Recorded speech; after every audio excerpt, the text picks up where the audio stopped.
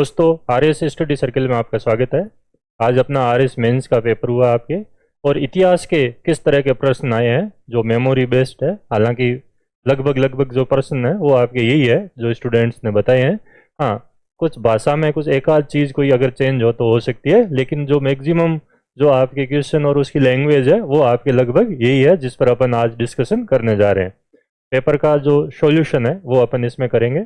बाद में टोलिया sir economics और सोशियोलॉजी का करेंगे, अकाउंटिंग और ऑडिटिंग का करेंगे आपके, जो कि मेमोरी बेस्ड है। लगभग वही क्वेश्चन है, 99% आपके वो भाषा भी सेम ही रहेगी और प्रश्न भी लगभग वही है। इसी तरह दूसरा और तीसरे प्रश्न पेपर का भी हम सॉल्यूशन करेंगे। तो आप लोगों को ये ध्यान रखना है कि किस तरह के क्या प्रश्न आए हैं, क्या ट्रेंड आरपीएस ने इस बार मेंस में फॉलो किया है आपके, और जो लोग पढ़ते हैं पढ़ाते हैं वो कितना काम का थाक नहीं था, वो सारा का सारा आपको अभी देखने को मिल जाएगा। तो 75 मार्क्स की हिस्ट्री आती है, जिसमें राजस्थान की हिस्ट्री, राजस्थान की culture, Indian art and culture और मॉडर्न और वर्ल्ड सारा आपके इंक्लूड है। 75 मार्क्स की आती है, तो उसमें आपके किस तरह के प्रश्न आए हैं वो अपन देखते हैं। तो सबसे पहले आप देखोगे ड्योढ़ीदार।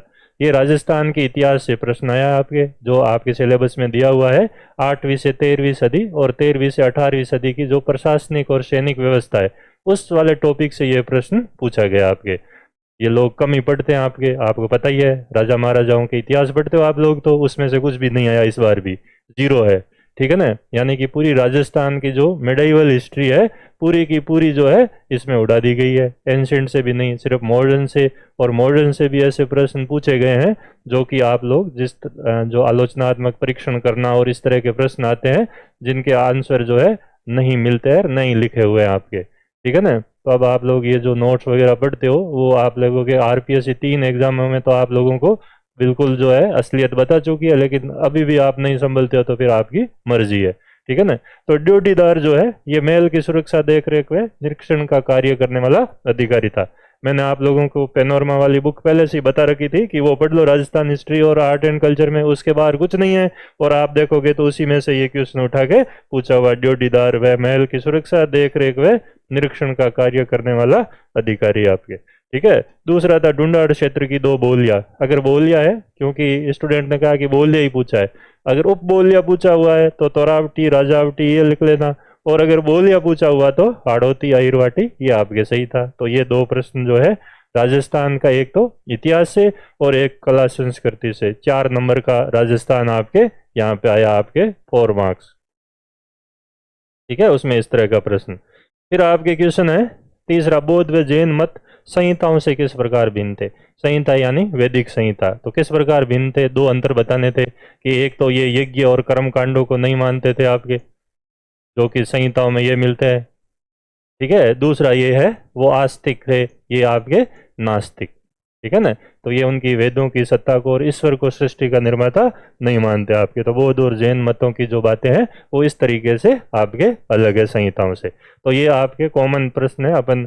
मैंने आप लोगों को जैन और बौद्ध धर्म नए धर्मों के उदय में आपके कारणों में बता ही रखा है, धार्मिक कारण में, कि ये कर्मकांडीय यज्ञों के विरोधी थे जो वैदिक काल की परंपरा चली आ रही थी, और ये नास्तिक संप्रदाय थे। तो वहाँ पे आपको ये आपके क्वेश्चन करवाया हुआ है। 3 गठिया क्या थी, बहुत सिंपल सा प्रश्न जो आपके मॉडर्न इंडिया में चंपारण सत्याग्रह से जुड़ा हुआ है।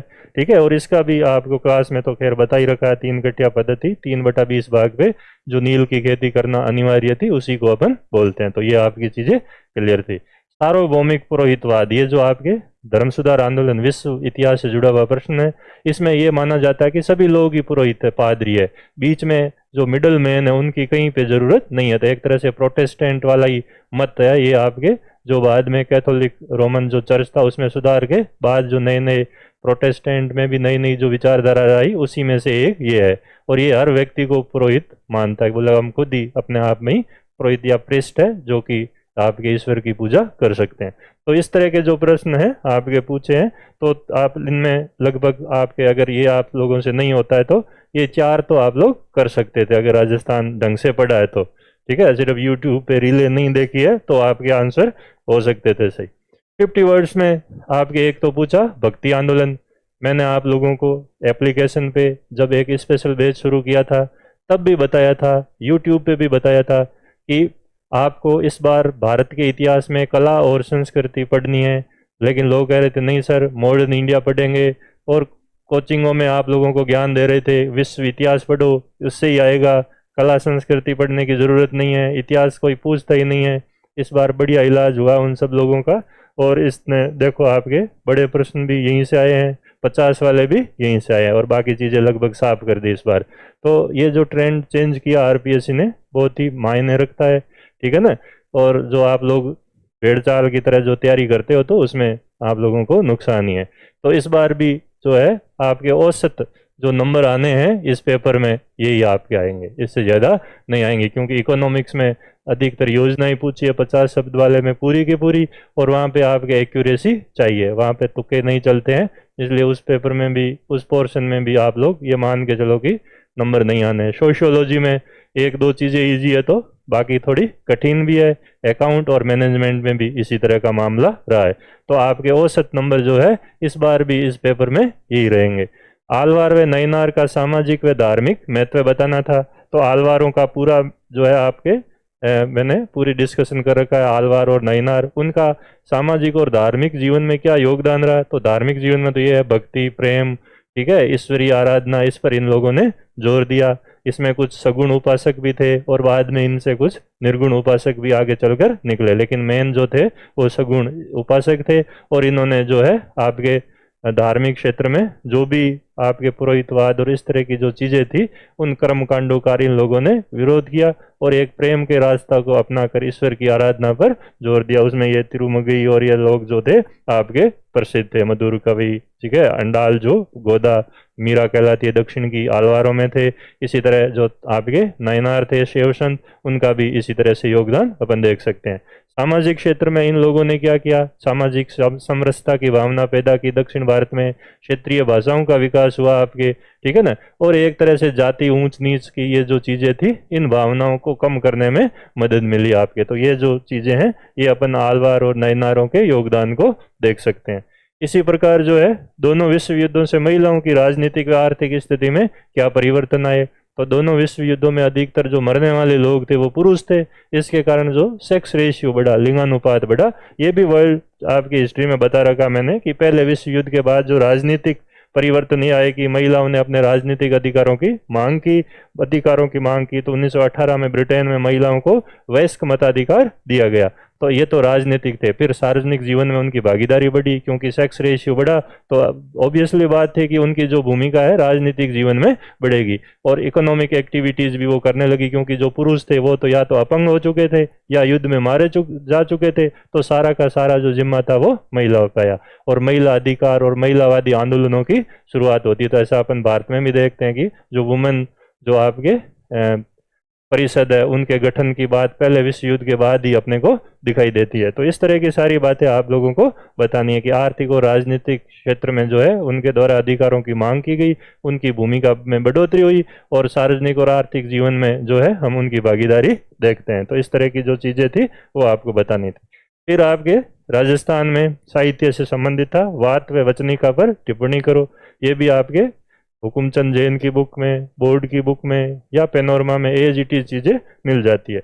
जो कलात्मक गद्य के श्लोका व वर्णक रूपों में इसका महत्व है, वात का ऐतिहासिक, अर्ध ऐतिहासिक, पौराणिक, काल्पनिक आदि कथानक मिलते हैं, जैसे अमर सिंह जी की वात, बाबू जी की वात आपके। तो इस तरह से तो ये मैंने वो आप लोगों को बताया था विश्व युद्ध के परिणाम वाला, और ये वात और वचनिका जो है पेनोरमा में बिल्कुल अच्छे से दे रखा है। वचनिका क्या है, ठीक है, तो गद्य और पद्य की तुकांत रचना को अपन बोलते हैं वचनिका। अचलदास खिंची की वचनिका, ये एग्जाम्पल आप लोग लिख लेते हैं, ठीक है ना। तो अचलदास खिंची की गद्य और पद्य दोनों में, ठीक है। इसी तरीके से जो वात है उसके बारे में आपके पूरी की पूरी जो बात है बताई गई है, ठीक है ना। तो ये आपके बिल्कुल इजी से क्वेश्चन थे आपके। फिर था आपके थोड़ा सा भाषा पे आपको यहाँ पे जोर देना है कि जयपुर प्रजामंडल की भारत छोड़ो आंदोलन में भूमिका का आलोचनात्मक वर्णन करो। तो पहले भूमिका बतानी है आपके, ये भी एज इट इज नहीं मिलता है, ठीक है ना। अब आप ये तो मत ही कहना कि नोट्सों में से आया, कुछ नहीं आया है, ठीक है ना, कि हमारे नोट्सों में से हिसाब लिखा हुआ था एज इट इज आया, कुछ नहीं आया, ठीक है ना, ये भी नहीं आया, ठीक है ना। इसमें आपको पहले तो बेसिक चीजें बतानी थी कि जेंटिल्समेंट एग्रीमेंट क्या है। तो हीरालाल शास्त्री व जयपुर के प्रधानमंत्री मिर्जा इस्माइल के मध्य हुआ, भारत छोड़ो आंदोलन के दौरान राज्य सरकार अंग्रेजों की मदद नहीं करेगी और अपने राज्य में उत्तरदायी सरकार की स्थापना करेगी। तो ये बात आपके यहाँ थी। फिर एक संवैधानिक सुधार हेतु विशेष समिति की बात की गई और समिति ने राज्य में प्रतिनिधि सभा और लेजिस्लेटिव असेंबली के गठन का सुझाव दिया। कुछ लोग इस समझौते से राजी नहीं थे तो उन्होंने एक अलग से मोर्चा बनाया जिसको अपन आजाद मोर्चा कहते हैं, बाबा हरिश्चंद्र गुट के द्वारा। और वनस्थली विद्यापीठ की छात्रा शांति देवी ने भी सभा बुलाई। इनका आलोचनात्मक परीक्षण करना था, आपको बताना है कि इनके नतीजे क्या रहे। तो एक तो ये रहा कि समझौते के कारण एक अलग से आजाद मोर्चा का गठन हुआ जिसे आंतरिक विरोधाभास जो है प्रजामंडल आंदोलन में बढ़ा, हालांकि बाद में समझौता हो गया। फिर इनका आपके एक दूसरा प्रभाव ये रहा कि इनकी वजह से 1944 में जो है प्रतिनिधि सभा की स्थापना की गई और उत्तरदायी शासन की स्थापना हो जाती है। तो ये उनकी भूमिका को आपको बताना पॉजिटिवली।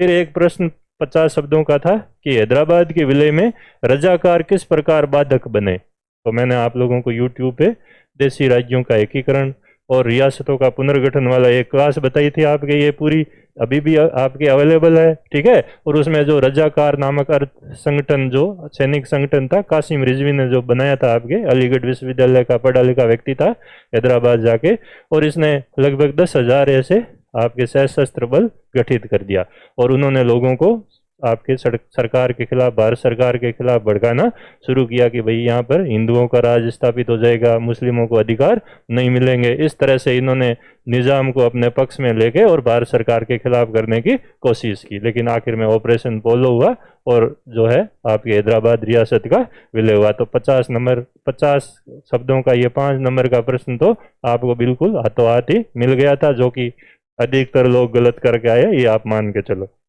ठीक है। तो ये सारी चीजें आपको थी 50 वर्ड्स वाली। फिर 100 वाले देखो आपके, बहुत ही बढ़िया शानदार प्रश्न जिस पर दुनिया का आपके ध्यान ही नहीं जाता, वो पूछा आपके, ठीक है। तो आरपीएस ऐसे इलाज करती है कि आदमी पानी नहीं मांगता। तो 2, 2, 4 नंबर के तो वो थे आपके, ठीक है ना, राजस्थान का। फिर वात और वचनिका वाला जो है वो पूछा 5 का, 9 नंबर हो गए आपके, ठीक है ना। और ये आपके 5, 14 और 10, 24 नंबर की राजस्थान की हिस्ट्री और कल्चर आई है, जिसमें से मिडाइवल पीरियड, राजा महाराजा के जो इतिहास आप लोग गाते रहते हो उसका कुछ भी नहीं आया, ठीक है ना। अब देखो ये भी प्रश्न जो था आपके किस प्रकार का पूछा गया कि सूर्य मंदिरों का विवरण दीजिए। पिछली बार चारण साहित्य पूछा था, तब रोंगटे खड़े हुए थे, इस बार वापिस आपके, ठीक है ना। तो आरपीएस आप डालो तो ये बात है। तो सूर्य मंदिरों का विवरण देना था, कौन सी शैलियों में बने। तो सबसे पुराना राजस्थान में जो सूर्य मंदिर माना जाता है वो चित्तौड़गढ़ का ही है, कालिका मंदिर, जहाँ पे बाद में कालिका मंदिर बना। मूल रूप से वो आपके कौन सा था, सूर्य मंदिर ही था। गुर्जर महामारू शैली में 713 ईस्वी में निर्मित हुआ था, ठीक है। फिर गुर्जर महामारू शैली में ओसिया का सूर्य मंदिर जो संख्या 1 है वो निर्मित हुआ। वहाँ पे पंचरथ, गर्भगृह, अंतराल, त्रिक मंडप, ये सारी चीजें आपके मिलती है। फिर भूमि शैली में जो है मंदिर बना रणकपुर का सूर्य मंदिर, झालरा पाटन का जो सूर्य मंदिर है वो आपके। और ये भूमि शैली में एकांडक शिखर थे, यानी कि ये जो शिखर था उसके ऊपर आपके छोटे छोटे और शिखर बनाए गए थे, उसको अपन एकांडक शिखर शैली कहते हैं, ठीक है। ऐसी खजुराहो में भी सेम मिलती है आपके, ठीक है ना। तो वैसी आपके शैली में निर्मित है। फिर अन्य में बांसवाड़ा के तलवाड़ा में सूर्य मंदिर है, सिरोही के वर्मान में सूर्य मंदिर है 7वीं सदी का, अनांद्रा और पिंडवाड़ा में भी सूर्य मंदिर मिलते हैं, और कोटा में आपके बूढ़ादीत का सूर्य मंदिर प्रसिद्ध है। फिर भीनमाल, नगर, आमेर, गलता व कामा में जो सतवास है वहाँ के सूर्य मंदिर भी आपके महत्वपूर्ण माने जाते हैं। अब आपके दिमाग में आएगा कि ये प्रश्न कहाँ से पूछा, तो ये भी आपके बिल्कुल टॉपिक दे रखा है राजस्थान पैनोरमा में, तो कला और संस्कृति वाली किताब है आपके, ठीक है। तो आप तो ये पढ़ लेते तो दिक्कत ही नहीं थी, ठीक है ना। टाइम खराब नहीं करते आपके फालतू की चीजें पढ़ के। तो इसमें दिया हुआ ही है आपके टॉपिक ही राजस्थान के प्रमुख सूर्य मंदिर, सौर संप्रदाय, ठीक है। और ये आपका पूरा का पूरा वर्णन दिया हुआ है इसमें। तो शब्द का पूछा था, यहीं से उठाया ये क्वेश्चन आपके, एज इट इज जो है आप देख सकते हो इसमें, ठीक है ना। तो इस तरीके की चीजें आपके पूछते हैं। फिर आपके दूसरा जो था 100 शब्दों वाला प्रश्न 10 मार्क्स का, वो था भारतीय संस्कृति की वैश्विक संस्कृति की तुलना में निरंतरता का प्रदर्शन करती है, समझाओ। मेरी जो पहली क्लास होती है आर्ट एंड कल्चर की, भारतीय संस्कृति की विशेषताओं से शुरू होती है, उसमें संस्कृति और सभ्यता का अंतर, और फिर भारतीय संस्कृति की मैं बात करता हूँ विशेषताओं में, और उस विशेषताओं में जो पहला जो चीज आपको पढ़ाता हूँ वो है प्राचीनता, ये भी आपको लिखनी थी, और दूसरी है निरंतरता या निरंतर्य। और उसमें एक जो आपको मोहम्मद इकबाल का जो स्टेटमेंट भी मैं बताता हूँ कि ईरान मिस्र रोमा सब मिट गए जहाँ से, क्या बात है कि हस्ती मिटती नहीं हमारी, ये लिखा हुआ आपके देख सकते हो आप लोग, ठीक है ना। और ये जो डायलॉग है ये आपने लिख दिया है, आपका आधा काम हो गया, यही निरंतरता को, इसमें सब आ गए। यानी कि वैश्विक संस्कृति से भारतीय संस्कृति कैसे अलग है, तो ये निरंतरता है कि वो सारी संस्कृतियां दुनिया में नष्ट हो गई और हमारी क्योंकि संस्कृति है सनातन संस्कृति है, ठीक है, वो सभ्यताएं थी, सिविलाइजेशन थी, इसलिए खत्म हो गई। और संस्कृति जो है वो आपके अमूर्त होती है, वैचारिक होती है, इसलिए कभी खत्म नहीं होती, तो वो निरंतरता का तत्व लिए हुए होती है। तो ये आपको क्लास में बिल्कुल एज इट इज करवाया हुआ है, आप सभी जानते हो, ठीक है ना। तो ये आपके टॉपिक था। फिर था मौर्यकालीन स्तंभ देशज प्रवृत्ति के थे, यानी कि वो विदेशी स्तंभों की नकल नहीं थे, ईरानी स्तंभों की। और ये भी क्लास में बिल्कुल आपके डिट्टो लिखवाया हुआ है, जिसने ये लिखा है उसको आपके 10 में से 8 से 9 नंबर आराम से मिलेंगे। देखो पूरा के हेडिंग ये लिखी हुई है कि ईरानी स्तंभों की नकल नहीं है। नकल बताने वाले विद्वान मार्शल, पर्सी ब्राउन, स्टेला क्रेमरिस ये थे, और पूर्णतः भारतीय बताने वाले अग्रवाल, डी.आर. भंडारकर, ये है जो धोलावीरा में जो चमकीला पाषाण स्तंभ मिला वहां से इसको जोड़कर देखते हैं। और इसमें आपके ये अंतर आपको बताना था कि कैसे देशज थे, कि ईरानी तो जो थे आपको तुलना करनी है कि वो स्वतंत्र नहीं थे, किसी भवन का हिस्सा थे, जबकि अशोक के स्तंभ स्वतंत्र रूप से भूमि में गाड़े हुए थे, ठीक है ना। इसी तरह से वहाँ पे प्लेटफॉर्म है, यहाँ अपने यहाँ प्लेटफॉर्म नहीं है, सीधे भूमि में गाड़े हुए हैं। एकाश में वहाँ पे ऊपर मानव आकृति मिलती है, अपने पशु आकृति मिलती है, अपने पॉलिश्ड पत्थर से बने हुए हैं जो कि लाल बलुआ पत्थर है, जबकि वहाँ खुरदरे पत्थर का प्रयोग हुआ है और काले पत्थर का प्रयोग हुआ है। ये सारी बातें आपको बतानी थी, यही देशज कला का नमूना है। तो पूरा का पूरा प्रश्न था आपके एज इट इज जो है, आप इस चीज को देख सकते हो। फिर यूरोप की औद्योगिक क्रांति ने अंततः नव साम्राज्यवाद या साम्राज्यवाद को पैदा किया, सविस्तार समझाओ। तो वर्ल्ड हिस्ट्री में मैंने आप लोगों को जब भी औद्योगिक क्रांति पढ़ाया है, जब भी आपको अमेरिकन क्रांति पढ़ाया है, ठीक है, या साम्राज्यवाद पढ़ाया है, तो उसमें सबसे पहली चर्चा ही हमने यही की है कि ये औद्योगिक क्रांति का परिणाम साम्राज्यवाद कैसे हुआ। क्योंकि औद्योगिक क्रांति मैंने पूरा आपको डायग्राम बना के बताया था, फ्लो चार्ट, कि औद्योगिक क्रांति के कारण क्या हुआ, अधिशेष उत्पादन, उत्पादन बढ़ा तो फिर उपनिवेशवाद और साम्राज्यवाद की दौड़ शुरू हुई, ठीक है। एक तो कच्चे माल के लिए और एक जो उत्पादित वस्तुएं थी उनको खपाने के लिए। और वो जो पूंजीवाद 3 तरीके से विकसित हुआ आपके, वाणिज्यिक पूंजीवाद, औद्योगिक पूंजीवाद और वित्तीय पूंजीवाद, तो वो सब जो है साम्राज्यवाद की तरफ लेके गया और वही औद्योगिक क्रांति का ही परिणाम माना जाता। तो वो सारी बातें आपको यहाँ पर लिखनी थी। तो पिछली बार भी औद्योगिक क्रांति से प्रश्न है, इस बार भी औद्योगिक क्रांति से आपके प्रश्न आया है, ठीक है ना। तो आपके इस बार जो सबसे ज्यादा जो चीज रही वो आपके ये रही प्राचीन काल वाली। 2 प्रश्न जो है ये आपको बिल्कुल, एक तो मौर्यकालीन स्तंभ और एक निरंतरता के तत्व, यानी 20 नंबर के तो यही हो गए आपके, ठीक है ना। और फिर जो है मॉडर्न का कम आया आपके मामला इस बार, और बाकी जो है आपके क्वेश्चन जो पूछे वो राजस्थान से और इनसे रिलेटेड, फिर ये भक्ति का, यानी 20 और 5 आपके हो गए 25 नंबर। तो और एक आपके जैन और बौद्ध धर्म का, तो 27 नंबर की जो है प्राचीन भारत की कला और संस्कृति पूछ ली है आप लोगों को, ठीक है। और जो आप लोगों को मैंने अनुमान लगा के बताया था कि आपको किस चीज़ पर ज़्यादा ध्यान देना है, वही चीज़ आप लोगों के आई है, ठीक है ना। तो ये आंसर थे इनके, बिल्कुल आपको बेसिक आंसर लिखने थे इन सब के, आपके बता ही दिए मैंने, ठीक है, किस तरीके के क्या प्रश्न है, इसमें आपको ये सारी बात बतानी थी, ठीक है। बाकियों का ये सब बताया हुआ ही है आपके इन क्लासेज में सारी चीज़ें। सूर्य मंदिर कौन से थे ये मैंने आप लोगों को बता ही दिए, संस्कृति की विशेषता में ये चीज़ बतानी थी, और आपके मौर्यकालीन स्तंभों की जो विशेषताएं थी वो ये थी। और औद्योगिक क्रांति ने नव साम्राज्यवाद को पैदा किया, तो उसके जो कारण है आपके, एक तो क्या, एक तो कच्चे माल के स्रोत, ज़्यादा से ज़्यादा इनकी प्राप्ति, और एक उत्पादित वस्तुओं को खपाना,